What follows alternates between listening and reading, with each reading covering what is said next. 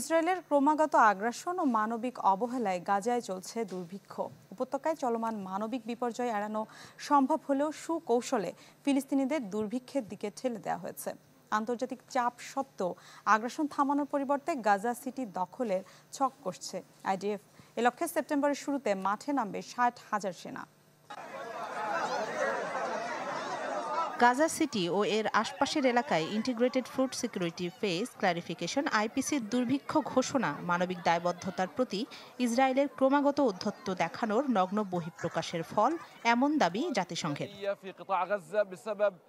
কদিন আগে গাজায় প্রথমবারের মতো দুর্ভিক্ষ ঘোষণা করে আইপিসি, যাতে বিশ্বে ওঠে নিন্দার ঝড়। তবে আন্তর্জাতিক চাপের মুখেও ইসরায়েল তাদের লক্ষ্যে অবিচল। প্রায় 2 বছরের যুদ্ধে উপত্যকাকে পরিকল্পিতভাবে চরম মানবিক বিপর্যয়ের দিকে ঠেলে দিয়েছে তেল আবিব। ত্রাণ সংস্থাগুলোর ওপর নিষেধাজ্ঞা ও মানবিক সহায়তায় বাধা না দিলে দুর্ভিক্ষ এড়ানো যেত, দাবি জাতিসংঘের মানবিক বিষয়ক under সেক্রেটারির। It is a famine that we could have prevented if we had been allowed. এই দুর্ভিক্ষ প্রতিরোধ করা যেত যদি ইসরায়েল সীমান্তে খাদ্যবাহী ট্রাক আটকে না রাখত, ত্রাণগুলোকে সঠিকভাবে গাজায় প্রবেশের অনুমতি দেয়া হতো। It is a famine within a few hundred meters of food. চলতি বছরের শুরু থেকে ইসরায়েলের নিষেধাজ্ঞার ফলে গাজায় ফিলিস্তিনিদের প্রধান সহায়তা সংস্থা ইউএনআরডব্লিউর কার্যক্রম বন্ধ আছে। নির্ভরযোগ্য ত্রাণ সংস্থাগুলোকে গাজায় প্রবেশের অনুমতি না দিয়ে উল্টো যুক্তরাষ্ট্র সমর্থিত ত্রাণ সংস্থা গাজা হিউম্যানিটেরিয়ান ফাউন্ডেশনের সাথে কাজ করছে ইসরায়েল।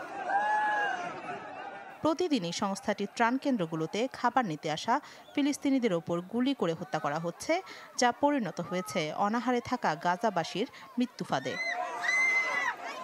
চলমান পরিস্থিতিতে বিশ্বে যখন উঠেছে নিন্দার ঝড়, তখনও ইসরায়েলের নির্লজ্জ দাবি যথেষ্ট খাবার সরবরাহ হচ্ছে উপত্যকায়। তারা বলছে আগে থেকেই নানা শারীরিক সমস্যায় থাকা অনেক ফিলিস্তিনির মৃত্যু হচ্ছে।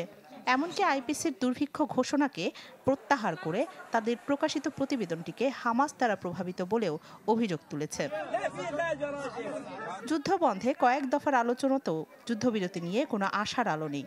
নানা শর্ত দিয়ে যুদ্ধবিরতির পথে না হেঁটে আগ্রাসনকেই বেছে নিয়েছে ইসরায়েল।